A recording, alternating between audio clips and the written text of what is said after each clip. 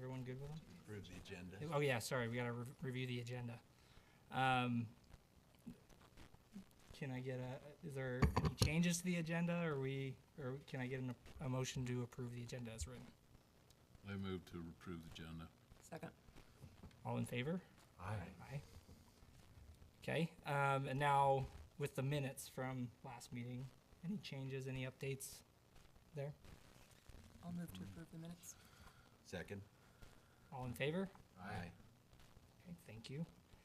There are no consent agenda items or administrative sessions, so we'll move straight into the legislative session with Springville City Community Development seeking to amend our city code. Josh, is that going to be you? John? Yeah, John. so I apologize. 2 meetings in a row with me. I know it's a lot. So exciting. Yeah, really. So I do have a number of different slides. If I get going too slow, just tell me to speed up or give me some kind of signal and I will. This item came before the commission just this last meeting. We're bringing it back. There was a number of questions that were brought up last meeting. And as staff, we probably weren't as prepared as we should have been with going over and answering questions.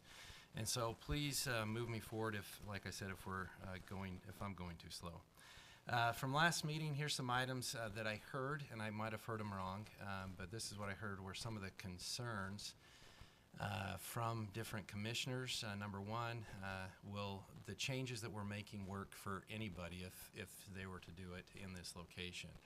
And I do believe, Bill Gamble just walked in. He's with Sunpro Corporation, representing them.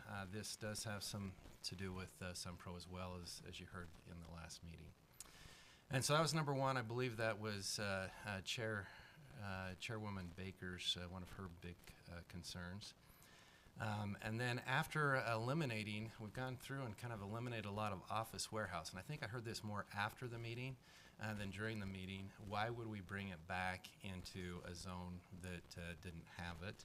Because it appears that we have our fair share of office warehouse in Springville, and you see it quite regularly.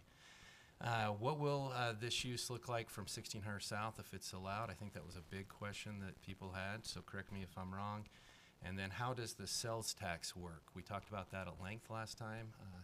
This use does bring in a lot of sales tax. Just to hit on that, anything that is sold within the state, the point of sale is in Springville. And again, what happens is they put together, this use does, packages of different things such as lumber packages for building homes, and it's sold at the point of sale would be in Springville, so the sales tax would come to Springville. They also are doing some doors and other things, and the point of sale would be in Springville. No matter where in the nation it goes. Well, if it goes outside the state, we don't control, Utah doesn't control all that sales tax, and so that could go outside the state. But Because that was a conversation we had last time. And yes. The answer was unequivocally yes. It would still go to Springville. And after doing some research, it looks like it probably wouldn't, just because the point of sale would be not in Springville at that point, and the sales tax would probably be collected somewhere else. And so, but that's a very, very small part of the sales that are with this use, because typically when you're trying to buy something like this, you try to buy it more locally, so that your cost to get it from point A to point B isn't as much. And so with it being in Springville, you'd probably see very, very low sales that way. Mr. Gamble could speak more to kind of what their business, since they're in it, have seen. So it is a correction. So thank you for bringing that up. And then what will the buildings look like? That was some questions that were raised. Are these going to be metal buildings and a few things like that? So as I go through this, I'm going to go through quite a bit here. Please stop me, ask questions. And again, I am not a planner, and so we may need to have some people that are a little more knowledgeable than me to help out here. So the regional retail commercial zone, this is the zone that this use would go into if it is recommended by the Planning Commission and approved by the City Council. And as you look here, here's kind of the intent of the RRC zone. It's to have a range of retail-oriented commercial type uses in it. This would, I think, fall within that. And then these next three are kind of subjective in a way. It's supposed to have an intensity of uses, concentrated activities, and major commercial destination. Now, for instance, if you look at it as being a major commercial destination, I think there's going to be a lot of product served from here, but I don't think you're going to see a lot of people coming here to possibly eat and shop and do those type of things. And so I think you could say it does fall within it, but maybe not necessarily to the highest intent of what the zone is looking for. It's supposed to abut arterial streets and be located near the freeway. That definitely will be follow that. And then parking and storage areas are to be screened, and an appropriate landscape buffer and fencing adjacent to less intense uses. And that was something that was brought up last time a great deal. Right now, there's only one area that's zoned with the RRC zoning designation, and that is this area, which is historically known as the Santana Raceway. Again, there's a new off-ramp coming off the freeway. It does say 2700 North. That's actually Spanish Fork 2700 North. It's 1600 South in Springville. But this area that is striped is the only area in Springville that's zoned for this, in this zoning district. The use that is being proposed is a retail commercial manufacturing use. And as you see, there's the manufacturing of materials to create finished lumber, doors, and millwork products to be sold as tangible personal property to building contractors with a point of sale being within Springville City. Now, as you bring that up, if it is outside, how are they going to work that? How are they going to make sure the point of sale is Springville City? And if this goes through, then that's just something that the company's going to have to figure out on their own. With this, though, as you look at this, we did simplify this. We did have some percentages or some accessory uses that was in this definition. We've taken those out and put it underneath the standards. And so just to make it a little bit more clear what the actual use is, and then the accessory uses would be allowed in the standards, which we'll get to in a minute. How does this use interact with 1600 South? As you look at the use, the ordinance only permits the use to be on a lot that is entirely located at least 350 feet south of the south right-of-way boundary line of 1600 South. And so this line right here, this red line, is roughly where 350 feet is. And so you can kind of see it. It is a ways off of 1600 South, which is again up here labeled as 2700 North. Just to give you a feel, I went out there and took some pictures. Where this tree is, there's a fence line, and so this blue line kind of shows you what you're looking at. So you can start to see a little bit of how far back that is. I mean, this over here is a semi-trailer, and a few things like that to kind of see. Here's another picture from another angle to show you how far back 350 feet is. To give you a feel, I do believe that a block downtown here is about 400 feet from sidewalk to sidewalk. I could be wrong on that. Is that correct? So that kind of shows you how much 350 feet would be. It's 50 feet less than that. In the standards for the RCM use, RCM must be the main use on the property. However, 70% of the lot area can be used for storage of retail products, and 15% of lot area could be used for office buildings. Just to give you a feel of what that looks like, the lot that is being proposed through the subdivision process right now on the Santana property is roughly 28 acres. This is a lot down in St. George, and it is 25 acres. So you can kind of see ahead from above what it looks like. This building right here, I believe, is the same type of building that would be on this property, but it would be moved up in this location, and then this building would not be there. And so as you look at this, you can kind of see how they are lining packages ready to go out for lumber and other such things. Back here, it's not a use where you have high piles of dirt or other such things like you see in a lot of construction areas. It's more putting the packages of lumber and then also the doors and other such things in that storage area. Now, that one of the main differences is there is a railroad line that's along the Santana property, and one of the uses that the possible purchaser. The purchaser that has it under contract wants to do is to do spur off that railroad line, so you'd see kind of a railroad spur possibly in this area if you were trying to make it look the same. The landscape requirements, we have actually made that a little bit more simple in the code that's before you tonight for your consideration. And that is that it should meet Title 11 land use regulations, or as agreed to in a development agreement between the city and the owner. And as you look here, Title 11, because this is RCM, it's underneath the regional commercial zoning, and that requires a minimum of 10% landscaping. It also requires landscape buffer on the north side, which would be against the two other lots in this area of 15 feet, and then parking lot interior landscaping would also be required. So that's kind of the different islands of landscaping you see in a parking lot. This right here is a landscaping plan that has been put together that is before you tonight in a possible development agreement that could be recommended and approved through the process. Yes? Sorry, can we go back to the last slide just before we move on? Yeah. So that the 10% landscaping, if we went over to the industrial park over here into the well-landscaped areas, what percentage is that? Is it would it be the same? We don't know. So that it didn't fall under any kind of a code back then.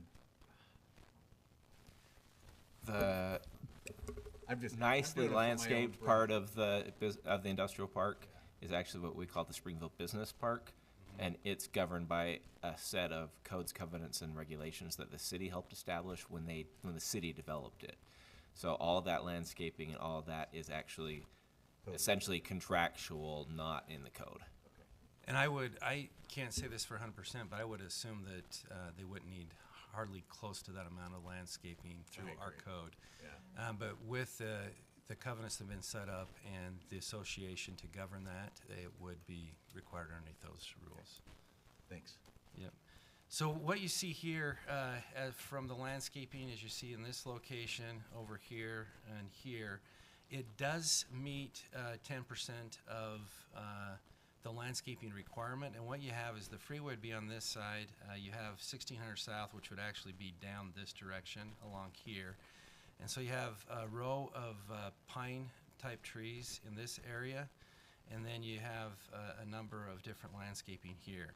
Now I'm going to show you a couple of pictures just to kind of give you a feel of what this plan calls for. There is a wall here in this location that goes across the property. It is 3 feet tall. And then back here, there is a wall as well that is 6 feet tall. And so let me just kind of go through that. And this plan doesn't show it as well, but it is part of the plans that are being considered as part of the development agreement and what the two parties have looked at and have tentatively agreed if it is passed through the process. So this is the type of wall you would see. This right here is the 6 foot high wall. So at the property line to the north, you'd see half of that. So it would help to screen the parking lot and a few things that way. And then back by the buildings, it would go straight across again to help screen what's behind the buildings, which would be that storage area. Just to give you a feel of what that looks like, this is a Sun Rock and a Sun Pro building that's in Spanish Fork. It's a little bit newer, and this is that 6 foot wall back here. And just to give you a feel, I did a rough measurement. From this sidewalk to the wall is about 300 feet. And so that kind of gives you a feel of what that would look if that wall was within 300 feet of 1600 South.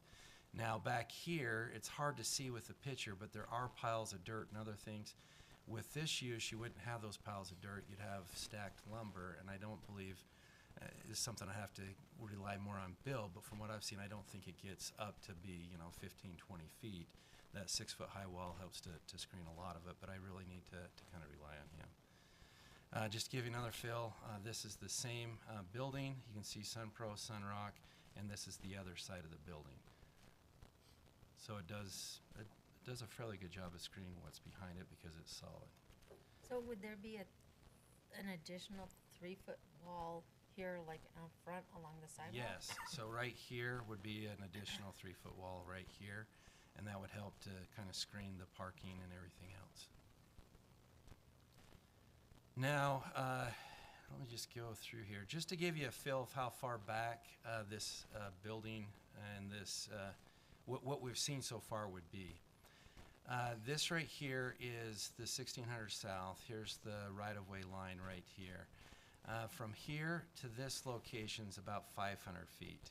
And then from their front north boundary, it's another 120 feet to get to the buildings and about 74 feet to get to the 6-foot wall, because that 6-foot wall is at the back of the buildings, at least from what I can calculate. I could be wrong on that, but from what I've seen, that's what it looks like to me. And so what I've tried to do here, and I'm not much of a planner, or am I really good at physics, but I try to give you a sight wall here.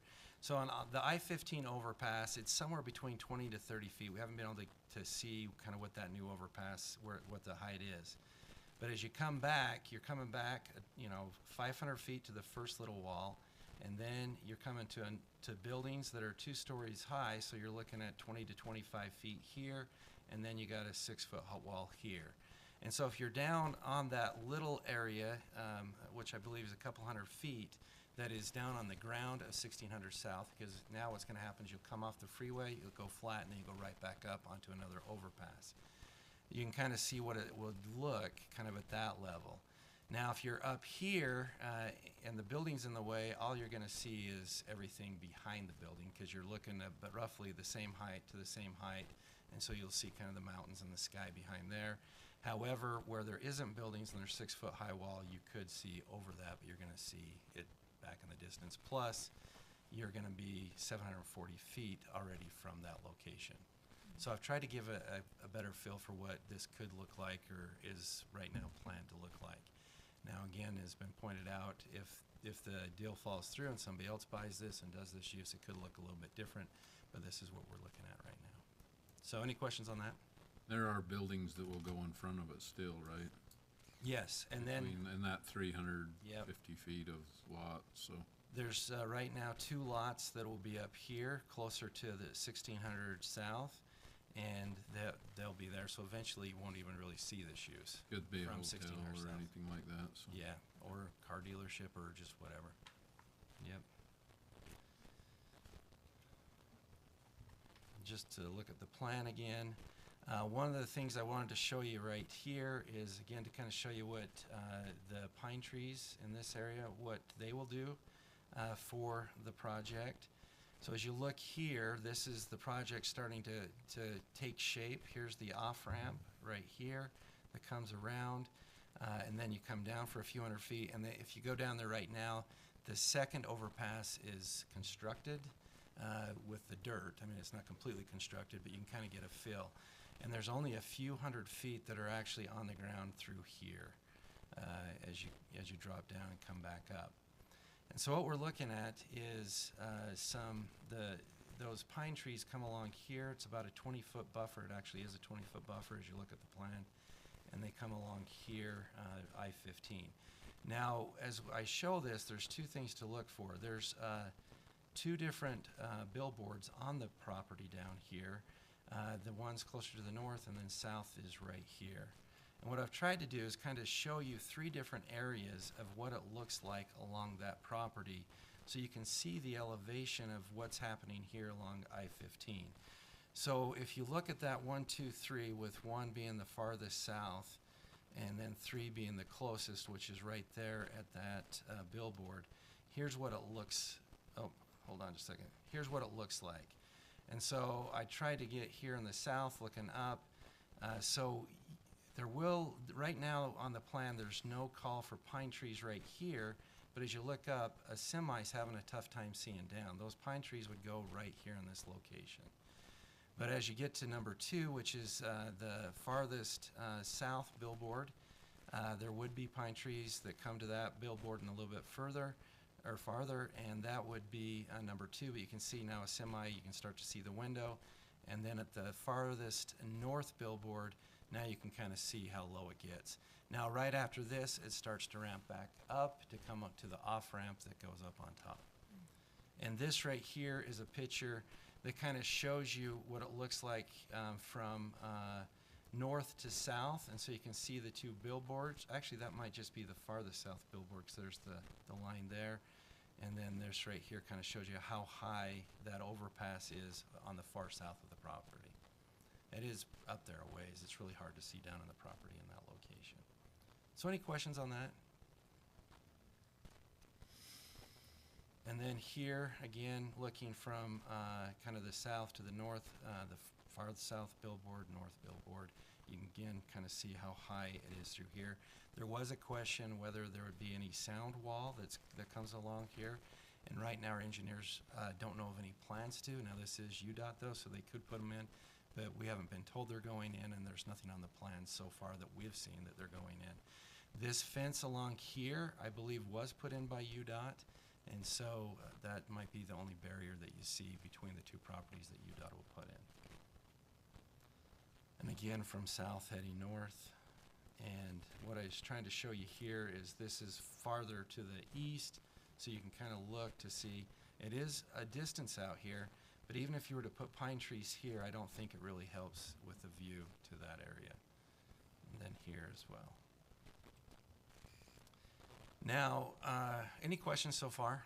The last thing that's in here is that with this use, we're pushing the ability to do a cul-de-sac 500 feet off of the road. Right now, our cul-de-sac, any ordinance we have requires a cul-de-sac to be a minimum of 400 feet. And what's that? Yeah, maximum. Did I say minimum? Yep. Thank you for correcting me. A maximum of 400 feet. And we don't know exactly why, other than that works best probably for residential. As we've looked at other cities, they get as high as 650 feet with respect to the maximum.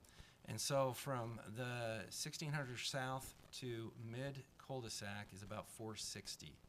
And so if we go to 500, it would allow this cul-de-sac to go in.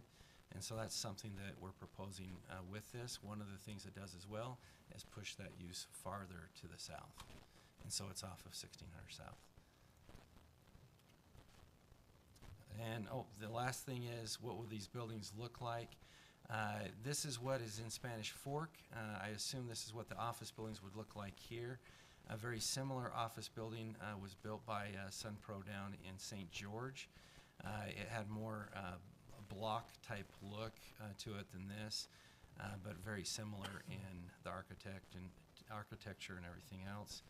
And then the millwork building. This is the millwork building that's down in St. George. And I'd have to have Bill kind of tell you what kind of product this is. It's like a metal building, but it's not a metal building. It's a different type of product that's there. So you can kind of see it is a very plain building. There's no windows. There are a couple of garage doors, as you can see, for getting product in and out. But that's about it. It is a space that maybe our public art might appreciate, and we could put some murals on or something like that. But that's what that one building that's farthest to the west that you see on the plan. Let me just show you. Go back to the plan here. Oh, sorry. Maybe I should have done it that way. I'm glad you are, because I wanted to look at it too.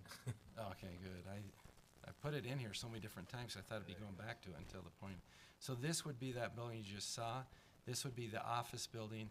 And then my understanding is this is something to help with some equipment that would be underneath it. Is that correct? It's just additional storage so the customer can pull up there. Is that an open building, it looks like? It is. Three-sided, yeah. Yep. So office building, that's kind of the nicer building like I showed you that the Spanish Fork images. And then this would be the building that is a little bit more plain. So that open building is like 350 feet off 1600, right? More than that. oh, it's more than that. 650, I think is what Yeah.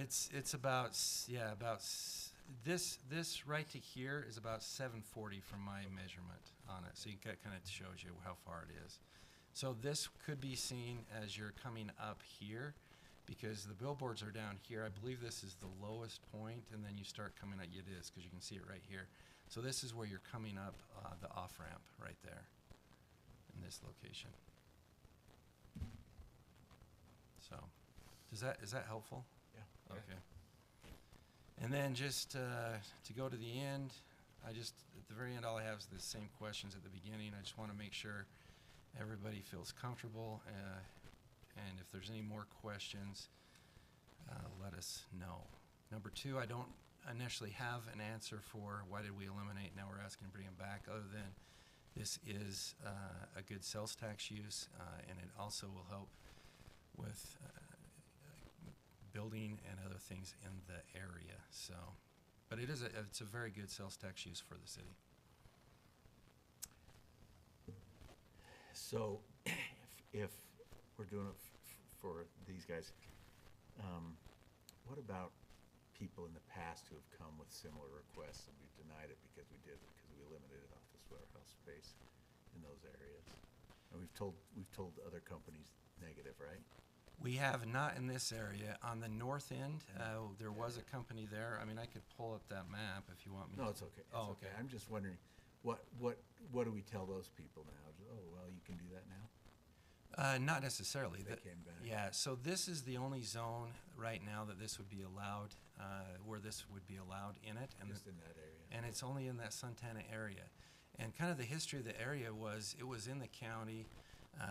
We ended up picking it up, the city did, through a MAC process, and we also purchased 10 acres, the city did, for, as trying to put all this property together. And then when we annexed it, at that time it was zoned as the regional retail commercial use, and it's the only retail regional commercial we have.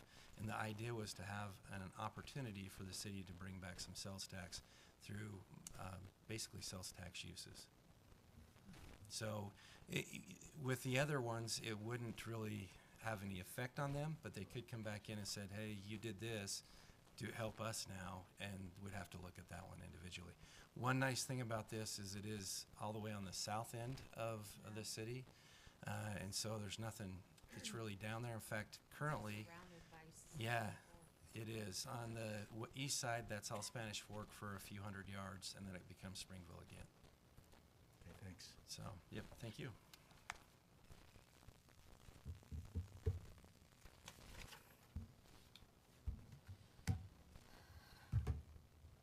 Well, you're our petitioner, right? So, we'll open a public hearing. Anyone wants to? Don't see anybody going for public hearing, so Well, move to close. Oh, sorry. Ah. All right. Coming up. He's coming. Had to make you move a little bit. That's right. Well, Please state your name I and think there's, address. Bill Gamble of Clyde Companies and Sunpro. 730 North, 1500 West, Orem. So, I think probably there's just one thing to clarify. Not that it's a comment. Well, I guess it can be a public comment in this situation, but I think there is still some confusion about the sales tax, and maybe I can help clarify that. Yes. So, the items that we sell, we will collect sales tax at that place no matter what. If it's a product that we're selling, there's, all the the lumber packages that we sell for homes and multifamily and hotels, etc. Those are products that we're selling. If we sell those out of the state, they're still being the point of sale at our location because that's where they're purchasing it. Where the confusion comes in is there's one product line that we install as part of our sale.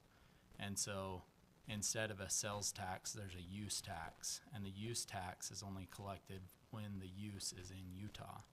They can't collect the use tax when it's outside of the state of Utah. And so there's really the only thing that we install as part of a sale is our garage doors and our insulation. So those are sold in place.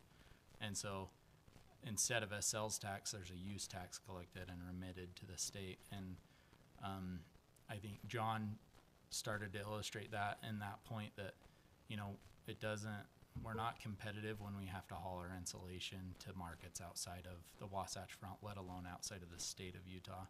And so there still will be some instances where we have like preferred customers that are going to use us no matter what, and we're going to drive to Star Valley, Wyoming, and we're going to install insulation for them on their residence, and we're going to have to pay the use tax in Wyoming for that product that's being installed. But those situations are very minimal because you can almost draw a circle around every one of these locations that's this type of use. And once you get about 2 hours out, you know, there's other suppliers in those areas that start picking up that business, and even our other locations, frankly. So, you know, that's just the nature of hauling, you know, bulk materials on different semi trucks. It just gets uneconomical to do that. So, so the millwork products, so like pre-hung doors, we don't install those. We just sell those to people that install those. So that's a product that's being sold and the sales tax remitted in Springville. The insulation and garage doors, we perform those ourselves, so that'll be a use tax. And then the lumber itself is just a product that we sell. We don't install the lumber ourselves. We sell it to our customers that install. And so I think that helps clarify the sales tax, and I think that would be the argument of why we're allowing this industrial use at this area, not at the other. I mean, I think the argument would be is if those uses came back and said, hey, we now have a user that's going to do $55 million in sales tax in the city of Springville, I think you'd have to reconsider it, and then you'd have to look at that on an individual basis. Sure.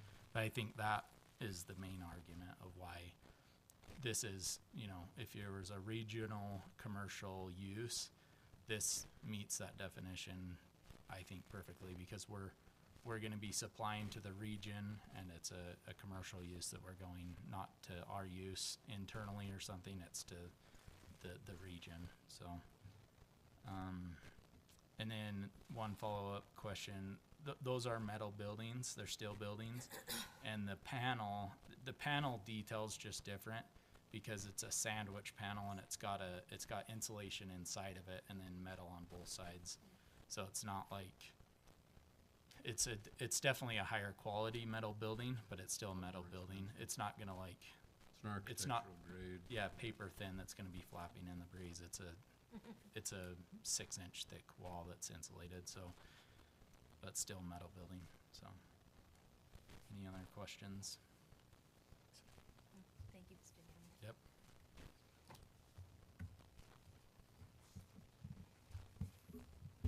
If you're interested in what that looks like, the Better Body Foods building that was finished in the last year or two down on 2600 West or Spanish Fork, Maine, just south of 5 Star, has a brick facade on the street elevation. It's about 7th south. The side elevations of that building's the same type of insulated mantle panel. Seeing no one else approaching the podium for any more comments, I'd move to close the public hearing. Second? Yeah. All in favor? Aye. All right. Any other discussion? I think it's a good thing. Good job, John. Thank you. John, Thanks you missed for- your calling, man. Should have been an engineer. No, we like you where you're Down at. there measuring it out.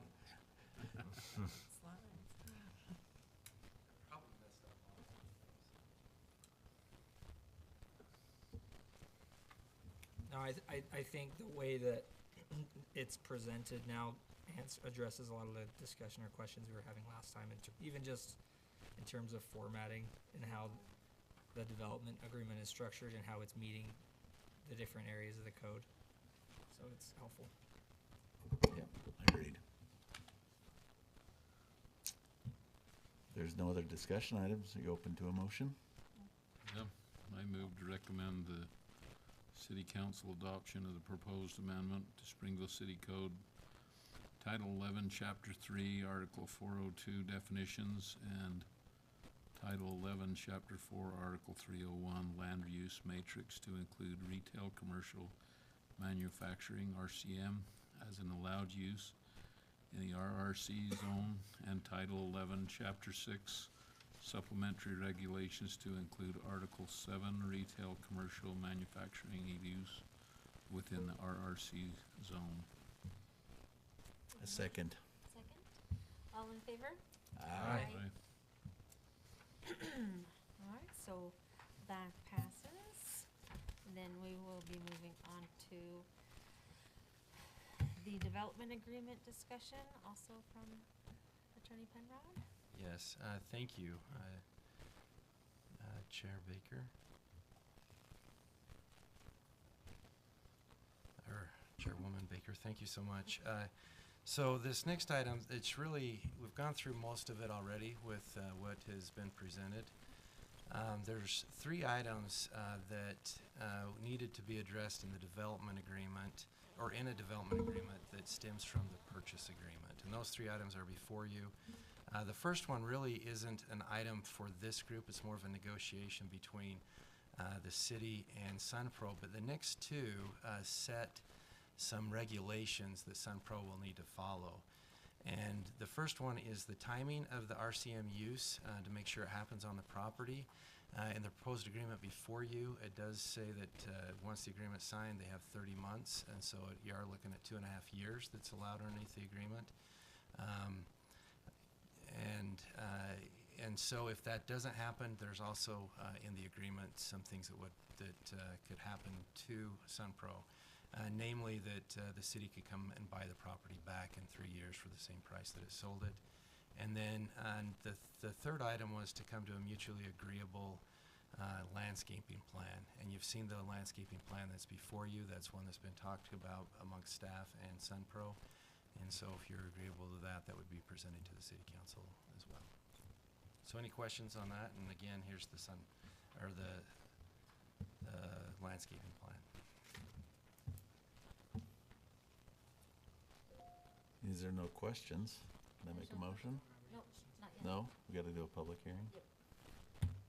Thank you. And so we'll open the public hearing. Come up, make sure to say name and address. Seeing no one come forward, I move we close the public hearing. We have a motion. Second. And all in favor? Aye. Aye. All right, discussion on the development plan.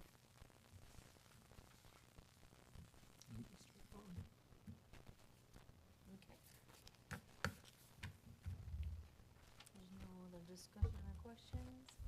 Entertain a motion. I motion to recommend the approval of the development agreement to the city council with any revisions the planning commission may want to see.